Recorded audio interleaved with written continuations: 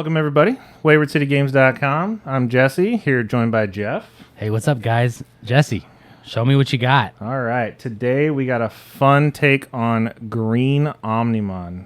Let's check it out. Green Ominmon. So, basically, backstory. I am such a huge Omnimon fan. I have loved this card. Therefore, I have not been a green player because they have never had one that you can use. So, I had to figure out a way to make this work. And I think I found a fun way to do this. So let's check it out. So starting out, of course, I am a zoo player. As you know, it is my lifeblood. I love it. What are the best starters for zoo decks? I mean, you can't go wrong, right?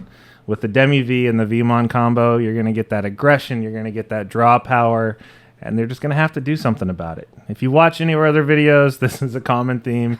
In my decks, it's a common theme. In Jeff's decks, if you're playing Zoo and you don't want to include level 3s of the color, or if you're trying to play blue options, so far, I have not found a better combo than this. You could argue the Upamon and the Madoki Betamon, depending on what meta.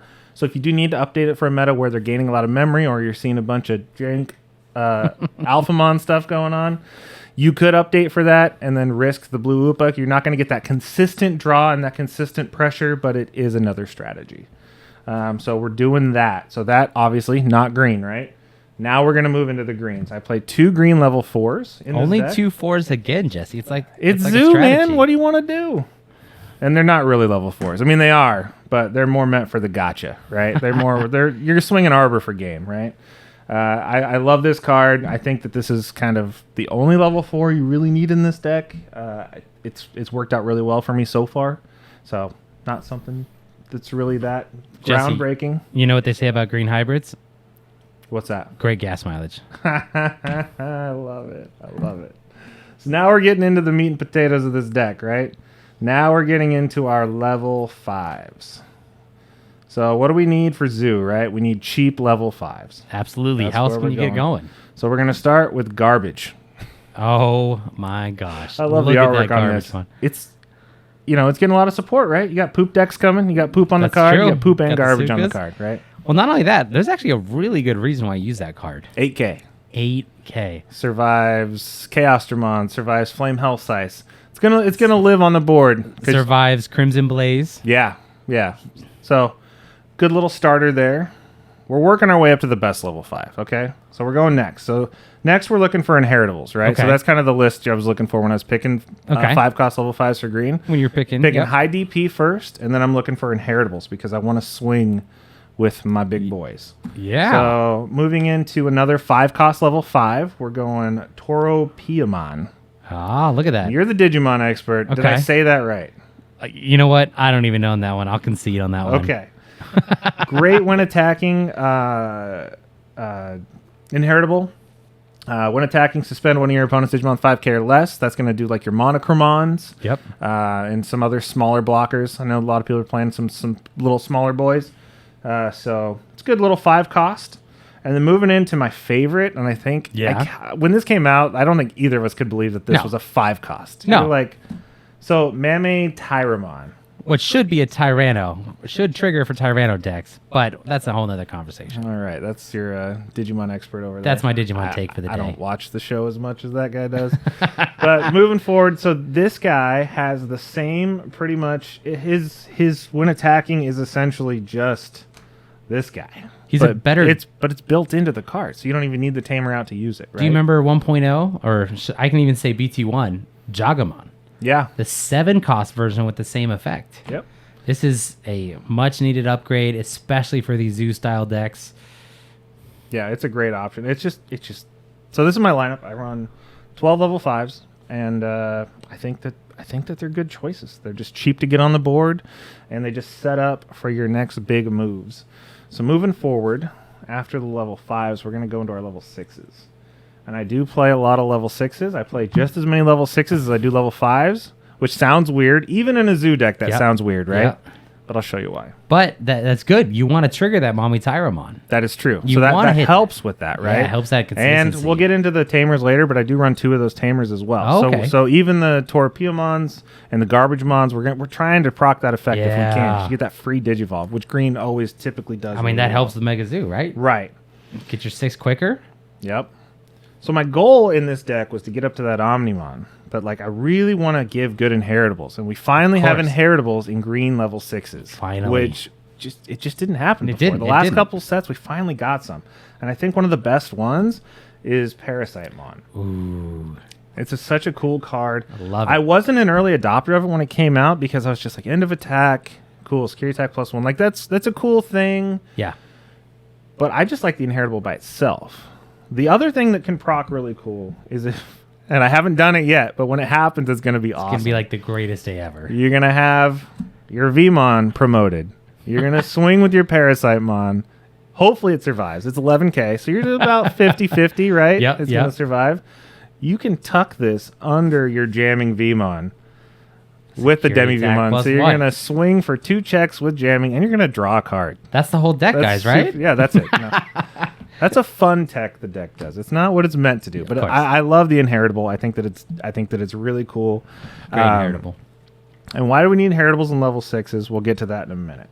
We did get one more level 6 with an inheritable. We did. And I know you play this in another one of your decks, which we are going to profile soon. Yes, stay tuned. Fujinmon. So another really cool level 6 to Digivolve on those level 5s for free with those effects. You also do get this really cool option. So when attacking, suspend one of your opponent's Digimon with 5k or less again. So if you do that with Torpeomon, if your opponent has multiple blockers out, suspend 2 bodies. Boom, boom. Good stuff. And this one has the added effect is that Digimon doesn't even suspend on your opponent's next turn. That's great. Super cool. Really cool thing to go into. And now we're getting into the heart of this. And this is why we run so many level 6s in this, because these are technically level 6s, but they also go on level 6s. And I think that this is a really cool tech, the Reflezelmon. This is a card that I did not like in other sets. I've seen people at our shop use it multiple times in multiple ways, and it's a fun tech, but I think that with the Merciful mode, which we'll get into in a minute, that it just checks all the boxes for this deck. Because it also adds to these inheritables. So you can go for a Reflezelmon on top of a Parasitemon. You're going to get that 2k. Yep. He's going to be 13k, 2 swings with a 1 Digivolve. Great. Pay 1, draw a card. What is not to like about that? Right. I did use this against you yesterday in some testing, and it worked out pretty well. It was pretty fun. So you're either going to get if you have this, you're either going to get the +1 security, or you're going to have on the Fujimon, you're going to get that suspend. Yeah. So just without the level 7s alone, we're looking pretty solid, fun with this stuff. Yeah. Because essentially you're going to get into at least one of these for free, hopefully, with your level 5s, your Tamers, all that good stuff. So we're going to keep these. We'll keep these up north on the map because I need to show how these go together really well. So now we're going to move into the level 7s. Obviously, we got the Merciful mode. We already know that this is going to be the king of the deck, right? But we're not going to talk about this yet without talking about the other Omnimon in a green deck. Another Omni in a green deck. We're playing 4 Zwart Defeats. 4 Zwart Defeats. The only reason we're playing this is because we also have a Fujinmon. So they're not going to be dead cards in your hand. You're right. You can go on top of your Fujinmon. You're going to get that inheritable. So it gives you options, right? Because the Merciful mode can also go on top of your Zwart Defeats for cheap, for 3, right? So you get the good security. You get a good Digivolve. You get to delete Tamers. You get to do all the fun things that Zwart Defeat does. Of course.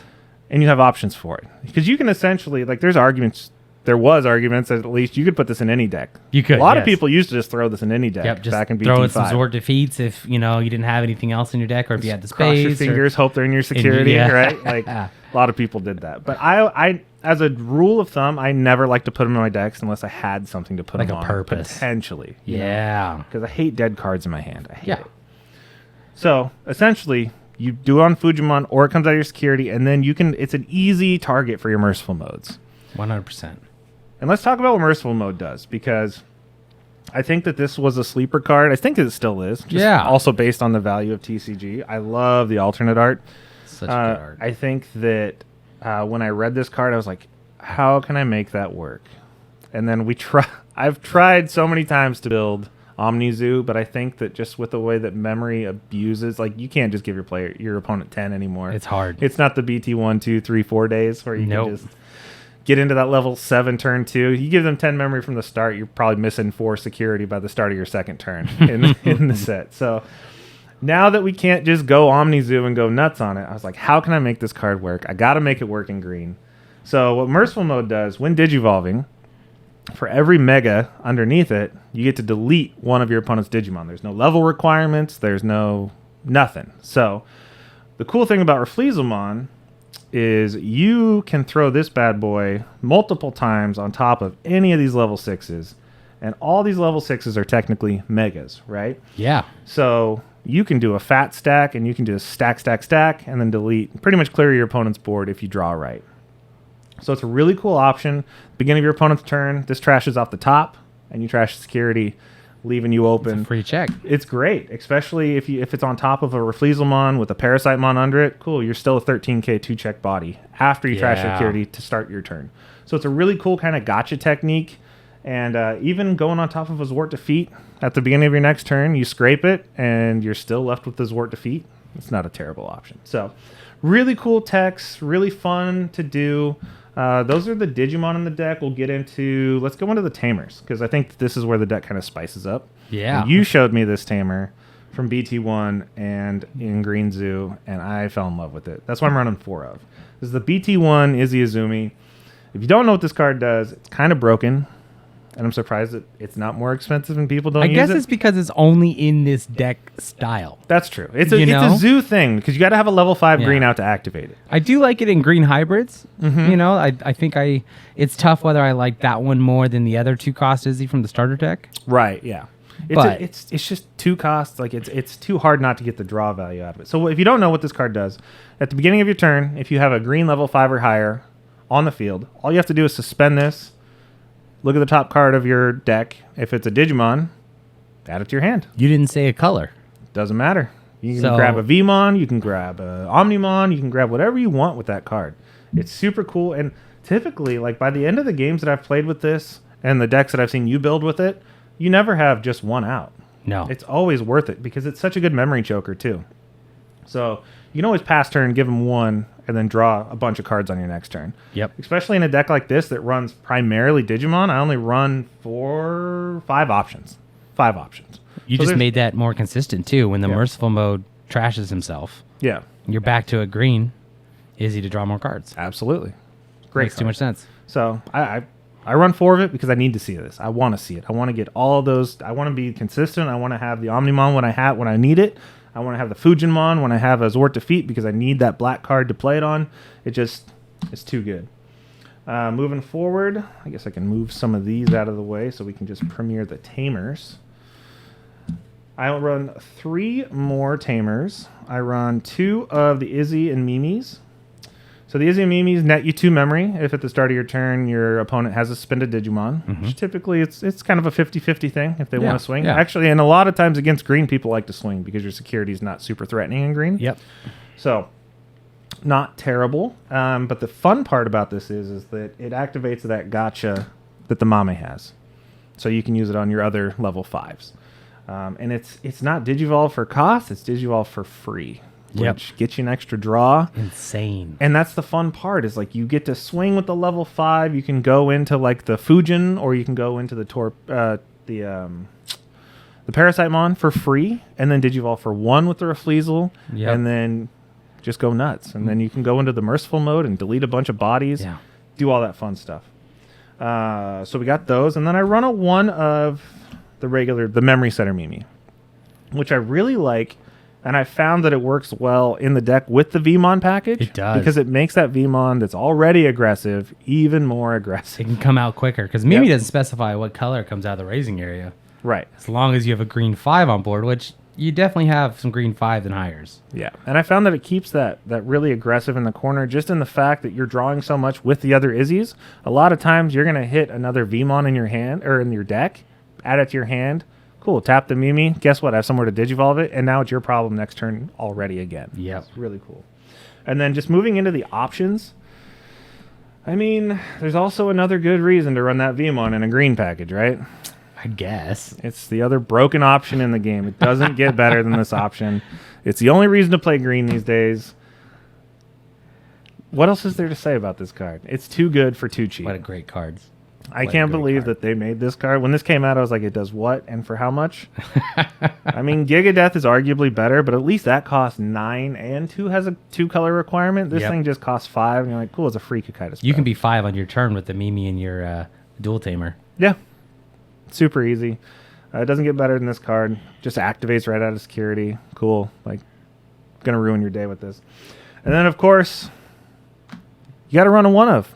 Hidden potential.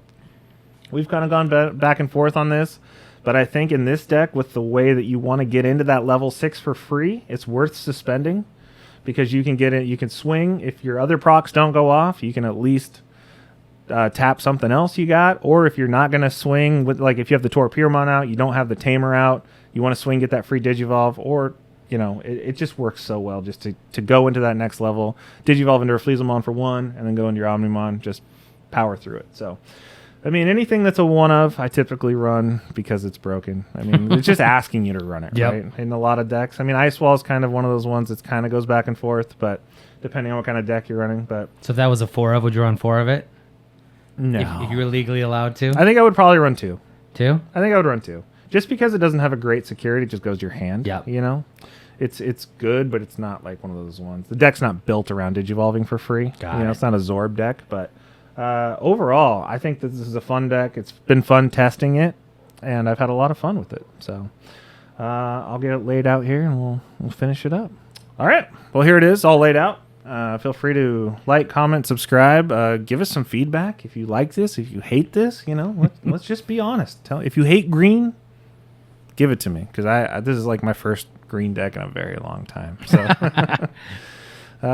we'll see y'all on the next one. And take care. Take care.